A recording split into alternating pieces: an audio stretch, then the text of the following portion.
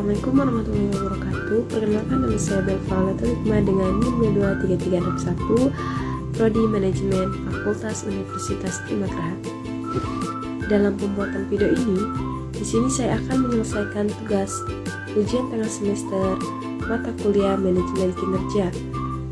Di sini saya akan sedikit menjelaskan tentang materi-materi yang telah dipelajari di mata kuliah Manajemen Kinerja. Nah, yang pertama di sini saya akan menjelaskan arti penting dan manfaat manajemen kinerja dan menjelaskan permasalahan dan tantangan khususnya sektor aparatur, isu strategis manajemen kinerja. Ada pengertian manajemen kinerja dan manajemen kinerja. Manajemen berasal dari kata manage yang diartikan dengan mengendalikan, menangani atau mengelola. Secara umum, pengertian manajemen kinerja adalah pengelolaan suatu pekerjaan untuk memperoleh hasil dalam rangka mencapai tujuan yang telah ditentukan dengan cara menggerakkan orang lain untuk bekerja. Sedangkan kinerja sendiri adalah suatu hal yang berorientasi ke masa depan, disesuaikan spesifik berdasarkan kondisi khusus dari setiap organisasi atau individu dan didasarkan atas suatu model kausal yang menghubungkan antara input dan output. Tujuan dari manajemen kinerja ada 3, yaitu tujuan strategik, tujuan administratif, dan tujuan pengembangan. Nah, di sini ada prinsip-prinsip dasar manajemen kinerja. Sebagai prinsip dalam manajemen kinerja adalah saling menghargai, kejujuran, memberikan pelayanan, dan tanggung jawab.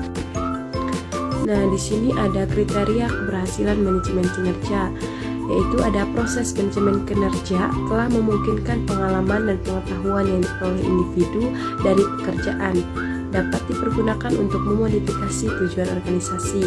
Yang kedua, ada proses penyelenggaraan manajemen kinerja dapat disesuaikan dengan pekerjaan sebenarnya dari organisasi, bagaimana kinerja pada umumnya dikelola. Selanjutnya ada tantangan manajemen kinerja. Tantangan yang dihadapi manajemen kinerja adalah kecenderungan dihindari baik oleh manajer maupun kinerja.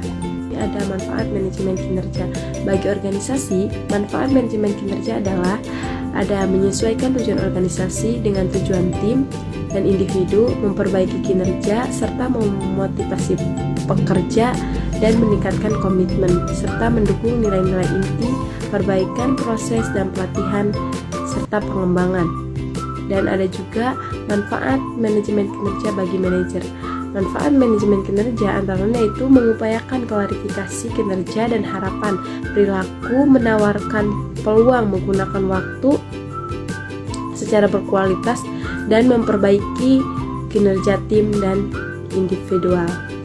Ini ada isu-isu terkait dengan sistem manajemen kinerja, ada regulasi, ada pengukuran kinerja serta strategi, ada agenda sosial, yang keempat ada aset tak berwujud, yang kelima ada kekuatan dan kelemahan teknologi dan informasi, yang keenam ada krisis dalam pengukuran kinerja, yang ketujuh ada penyebab krisis dan pengukuran, yang kedelapan ada biaya pengukuran kinerja. Jadi, manajemen kinerja adalah kegiatan yang mengkaji ulang kinerja secara bersinambungan untuk meningkatkan pengembangan kinerja lebih lanjut.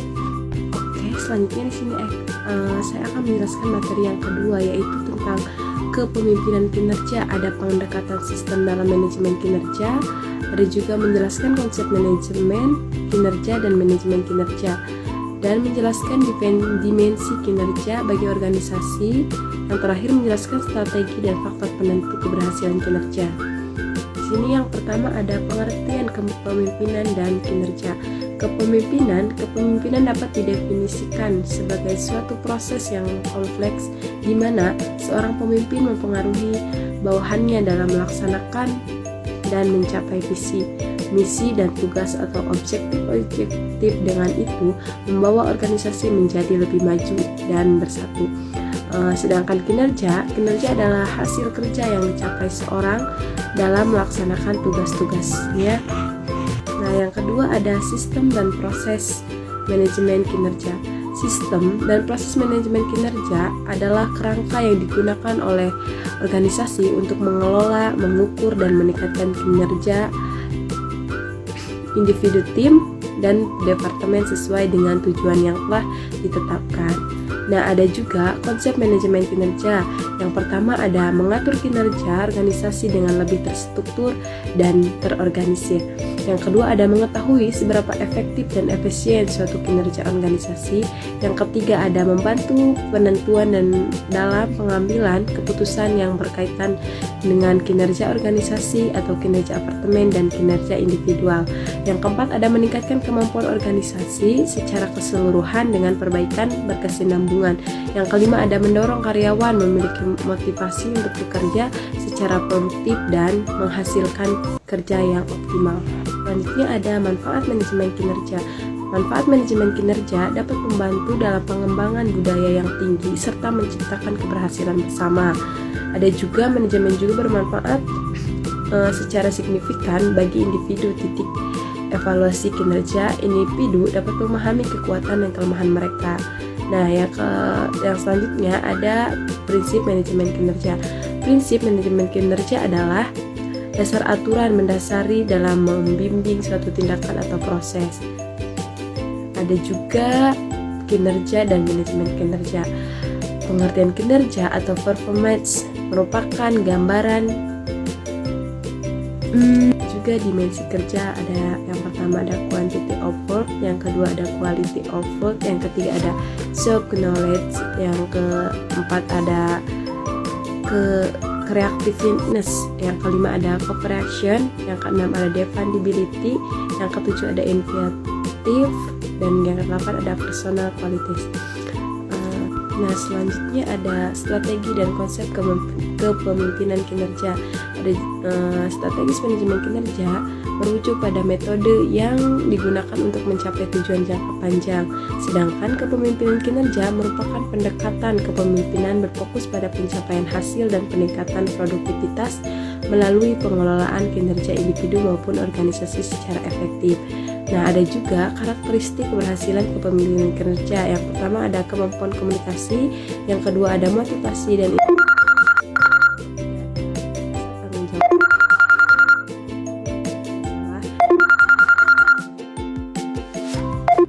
Oke, selanjutnya di sini ada yang kedua motivasi dan inspirasi, yang ketiga ada rasa tanggung jawab, dan yang keempat ada kemampuan memecahkan masalah, dan yang kelima ada pengembangan tim. Oke, saya di sini akan melanjutkan materi yaitu tentang manajemen kinerja. Pengertian manajemen kinerja merupakan proses sistematis untuk meningkatkan efektivitas organisasi melalui pengelolaan kinerja individu dan tim. Fokus pada keseleraan antara tujuan, organisasi, dan kontribusi tiap individu, melibatkan pengukuran, pemantauan, evaluasi, serta pengembangan kapasitas kerja. Oke, selanjutnya di sini ada pendekatan sistem dalam manajemen kerja. Yang pertama ada organisasi. Organisasi dipandang sebagai sistem terbuka yang menerima input dari lingkungan dan menghasilkan output. Yang kedua ada sistem terdiri dari beberapa subsistem yang saling bergantungan dengan sumber daya manusia, keuangan, produksi, pemasaran, dan lain-lain. Ada juga yang ketiga, perubahan di satu bagian akan mempengaruhi bagian lainnya. Yang keempat ada sistem terbuka, memerlukan umpan balik dari lingkungan untuk penyesuaian strategi. Oke, selanjutnya di sini ada konsep kunci dalam sistem. Ada input, proses, output, dan feedback. Yang pertama ada lingkungan eksternal sangat mempengaruhi strategis dan keputusan internal organisasi. Yang kedua ada keterkaitan antara bagian membantu identifikasi masalah dan solusi lebih cepat. Yang ketiga ada pendekatan ini memudahkan manajer dalam melihat organisasi secara holistik. Oke, selanjutnya di sini saya akan menjelaskan tentang strategi manajemen untuk meningkatkan kinerja. Yang pertama, melibatkan karyawan dalam proses pengambilan keputusan. Yang kedua, ada menerapkan sistem penghargaan yang adil dan transparan. Yang ketiga, ada menyediakan pelatihan dan pengembangan untuk meningkatkan kapasitas kerja. Yang ketiga, ada kapasitas kerja atau membangun konsumsi dua arah antara manajemen dan karyawan. Oke, selanjutnya di sini ada peningkatan kinerja karyawan, ada motivasi, kemauan untuk bekerja, ada juga kemampuan atau kapasitas atau keterampilan kerja, ada juga lingkungan kerja, dukungan, dan sumber daya. Selanjutnya ada juga penerapan strategi manajemen kinerja. Ada 4 tahap utama. Yang pertama ada perencanaan atau planning. Yang kedua ada pelaksanaan atau action. Yang ketiga ada pemantauan atau tracking. Yang keempat ada evaluasi atau review. Ada juga di sini pentingnya sistem dalam manajemen kinerja, yaitu ada sinkronisasi tujuan antara individu dan organisasi. Ada juga produktivitas meningkat karena kerja terarah dan terukur. Ada juga komunikasi efektif sampai umpan balik jelas dan berkelanjutan. Ada juga kepuasan karyawan melalui penghargaan dan keterlibatan. Ada juga pengambilan keputusan data driven atau berdasarkan hasil yang nyata. Ada juga proses manajemen kinerja, merencanakan kinerja, salah satunya menyusun target organisasi atau mengkomunikasi visi, misi, dan nilai. Ada juga mengelola kinerja, memberikan dukungan, pelatihan, menetapkan prioritas kerja. Ada juga yang ketiga meninjau kinerja atau performance appraisal, yaitu menilai hasil kerja, memberi umpan balik, dan menetap tindak lanjut. Selanjutnya ada penilaian kinerja yang efektif. Yang pertama ada relevansi atau penilaian terkait langsung dengan sasaran organisasi. Ada juga sensitivitas atau mampu membedakan kinerja efektif dan tidak efektif. Yang ketiga ada reliabilitas atau konsistensi hasil penilaian. Ada juga akseptabilitas, yaitu data diterima oleh semua pihak. Ada juga praktikalitas, yaitu mudah dilaksanakan dan dimengerti. Jadi kesimpulannya, strategi manajemen yang tepat sangat ini melibatkan perencanaan manajer dan karyawan. Jadi penerapan strategi yang baik dapat meningkatkan motivasi dan kepuasan kerja karyawan serta menyelesaikan tujuan individu dengan tujuan organisasi. Ada juga sistem manajemen kinerja berperan krusial dan memastikan bahwa tujuan organisasi tercapai secara konsisten. Dengan adanya sistem yang terstruktur, komunikasi yang efektif, dan pengakuan atas pencapaian, organisasi dapat meningkatkan produktivitas dan kepuasan karyawan. Oke, kita lanjut ke materi selanjutnya. Oke, di sini saya akan melanjutkan. Ada juga strategi planning dan manajemen, model, teknik, dan analisis. Perencanaan strategi dan manajemen strategis merupakan dua pilar utama yang mendukung kesuksesan organisasi dan menghadapi tantangan di dunia bisnis yang semakin kompleks dan kompetitif. Ada juga di sini model perencanaan strategis, ada model penyelesaian, ada juga model kartu skor blending, ada juga model dasar dan strategi laut biru. Di sini ada model perencanaan strategis, itu ada berdasarkan masalah ataupun tujuan, ada analisis phase, ada Honshin Country, dan model 5 kekuatan Porter. Di sini ada alat perencanaan strategis, yaitu peta strategis, rencana strategis, matriks SWOT, peta jalan strategis, matriks ANSOP, kerangka kerja Prio, dan matriks GATE. Ada juga manajemen strategis yang tepat didirikan kantor manajemen strategis atau SMO. Memiliki kantor manajemen strategis atau SMO dapat meningkatkan peluang keberhasilan. SMO adalah tim bertanggung jawab untuk mengelola strategi kompleks organisasi. Di sini ada 9 langkah utama manajemen strategis dan pembagiannya.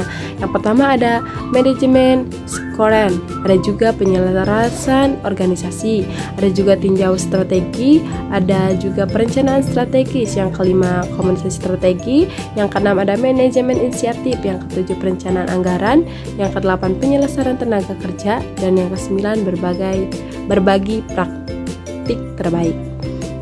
Di sini ada juga manfaat keterbatasan perencanaan strategik. Yang pertama ada kerangka kerja untuk mengembangkan anggaran tahunan, yang kedua alat pengembangan manajemen, yang ketiga mekanisme untuk memaksa manajemen agar memikirkan jangka panjang, yang keempat alat untuk menyejahterakan manajer dan strategi jangka panjang. Ada juga Whitaker Model of Strategic Management, ada visi organisasi. Visi merupakan rangkaian kalimat yang menyatakan cita-cita impian organisasi atau perusahaan yang ingin dicapai di masa depan. Ada juga misi organisasi. Hendrawan Supartiko mengartikan misi adalah rangkaian utama yang harus dilakukan organisasi untuk mencapai misinya. Oke, di sini selanjutnya ada perbedaan antara kerangka kerja perencanaan strategik dan model perencanaan strategik.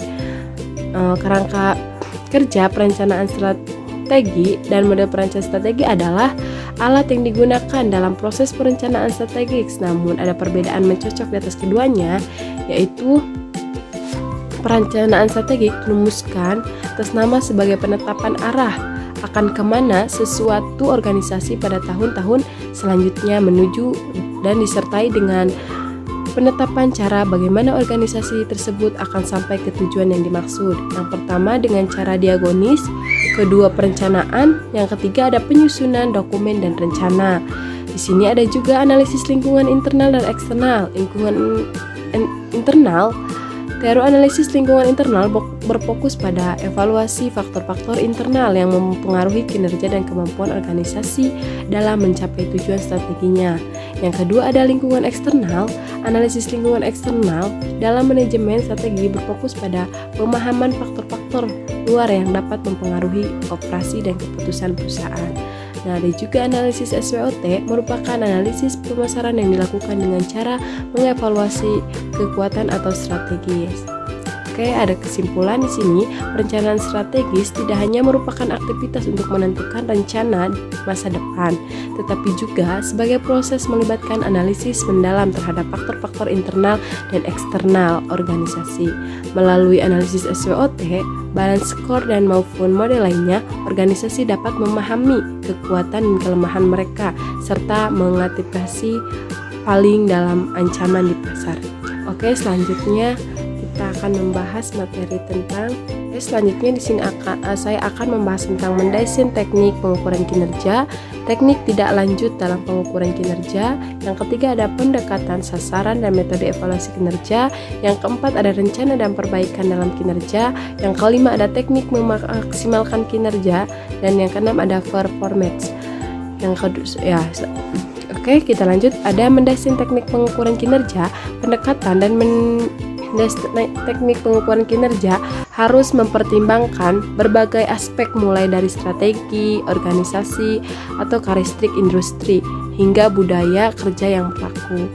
Ada juga di sini teknik tindak lanjut dalam pengukuran kinerja. Teknik tindak lanjut dalam pengukuran kinerja adalah menganalisis hasil evaluasi untuk menentukan perbaikan dan prioritas tindakan. Di sini ada juga pendekatan sasaran dan metode evaluasi kinerja, yaitu penetapan sasaran evaluasi kinerja yang tepat merupakan komponen penting yang menentukan arah dan fokus proses evaluasi. Sasaran evaluasi idealnya mengacu pada prinsip SMART untuk memastikan kejelasan dan ketercapaiannya. Ada juga rencana dan perbaikan dalam kinerja. Proses penyusunan rencana perbaikan kinerja memerlukan keterlibatan aktif, khususnya individu atau unit yang secara langsung terkait dengan kinerja yang akan diperbaiki. Ada juga teknik memaksimalkan kinerja. Teknik memaksimalkan kinerja berfokus pada pembangunan kohesivitas atau keselaraan tujuan dan komunikasi yang efektif.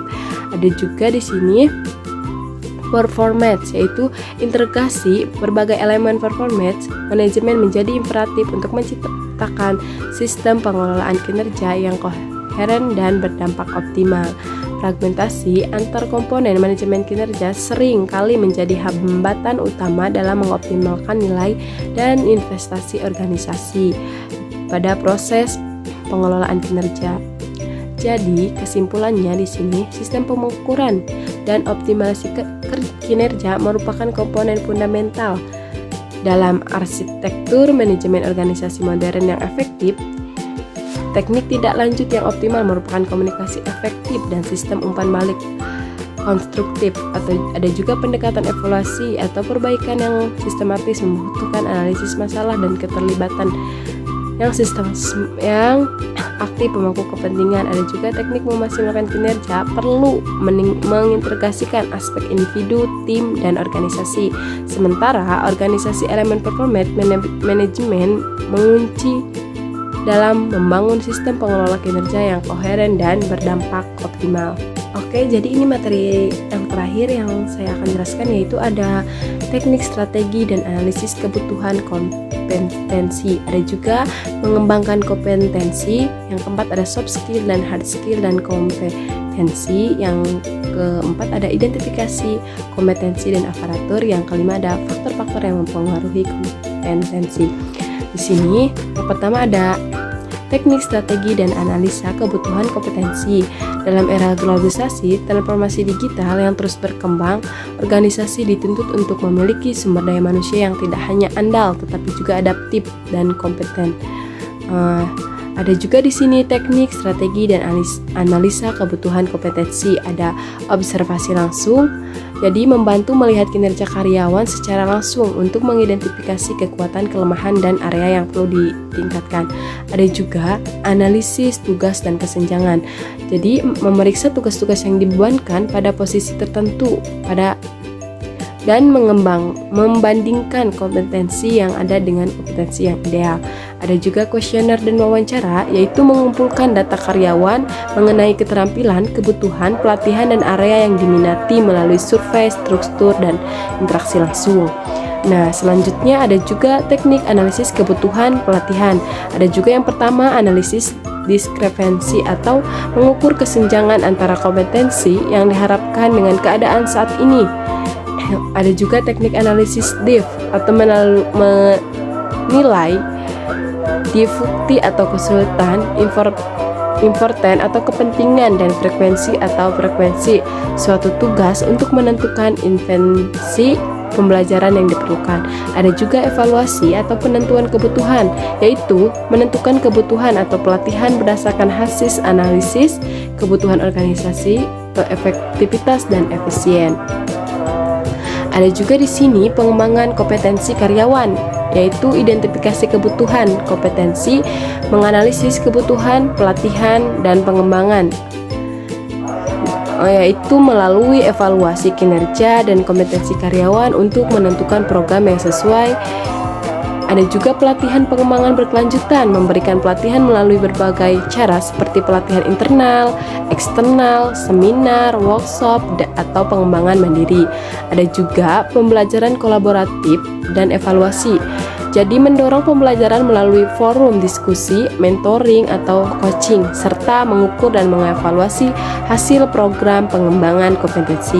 Di sini ada juga soft skill dan hard skill dalam kompetensi. Yang pertama ada hard skill, yaitu kemampuan penguasaan ilmu pengetahuan teknologi dan keterampilan teknis yang berhubungan dengan bidang ilmunya.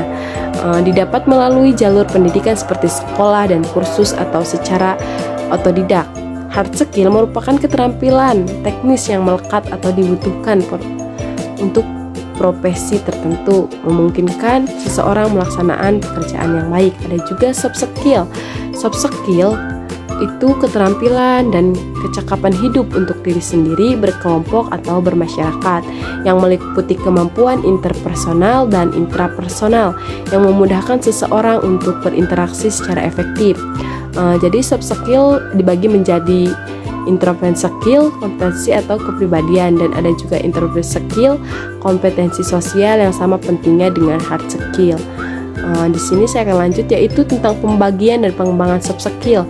Yang pertama ada intrapersonal skill, yaitu keterampilan dalam mengatur diri sendiri, mencakup kejujuran, tanggung jawab, toleransi, menghargai orang lain, dari kemampuan mengambil keputusan. Ada juga kecerdasan sosial, yaitu melahirkan hati nurani, rasa peduli, empati, dan simpati kepada sesama, dikembangkan melalui diskusi, pemecahan masalah, dan interaksi sosial.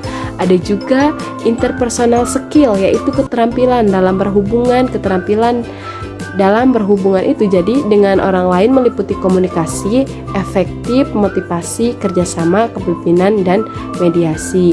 Ada juga kompetensi sosial, yaitu kemampuan guru sebagai bagian dari masyarakat untuk berkomunikasi dan bergaul secara efektif dengan peserta didik, sesama pendidik, dan masyarakat. Ada juga di sini identifikasi kompetensi aparatur. Yang pertama ada evaluasi dan pemutakhiran. Ada juga profil kompetensi dievaluasi secara berkala. Ada juga penyusunan profil kompetensi, yaitu daftar kompetensi yang dibutuhkan dan tingkatannya. Ada juga analisis kompetensi, yaitu identifikasi kesenjangan kompetensi, dan ada penentuan kompetensi itu teknik manajerial dan sosial kultural. Ada juga memahami deskripsi jabatan, yaitu ada tugas, tanggung jawab, dan lingkup kerja. Di sini identifikasi kompetensi aparatur sipil negara ASN adalah proses untuk menentukan dan memahami kemampuan, pengetahuan, dan keterampilan yang dibutuhkan ASN untuk menjalankan tugasnya dengan baik. Ada juga di sini faktor-faktor yang mempengaruhi kompetensi. Ada komitmen individu, penegakan disiplin, peran sosial, keberadaan mentor, mutu mentor, dan ada juga keharmonisan keluarga. Jadi, faktor-faktor yang mempengaruhi kompetensi seseorang sangat beragam. Untuk kompetensi lunak, indikator terkuat adalah komitmen individu dalam mencapai tujuan hidup, penegakan aturan, disiplin dalam keluarga, peran aktif dalam pergaulan sosial, serta keberadaan dan mutu mentor kehidupan.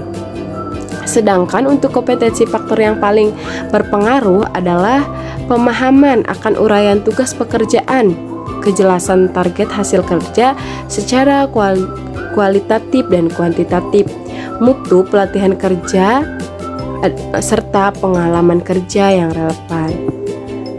Jadi kesimpulannya adalah analisis kebutuhan kompetensi merupakan langkah awal yang sangat penting dalam pengembangan sumber daya manusia.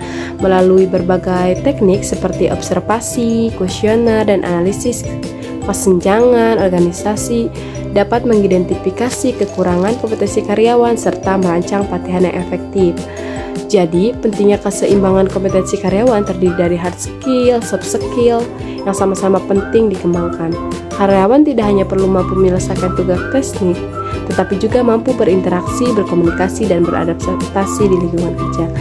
Oke, terima kasih. Mungkin itu saja yang bisa saya sampaikan. Kurang dan lebihnya mohon maaf. Wabillahi taufiq wal hidayah. Wassalamualaikum warahmatullahi wabarakatuh.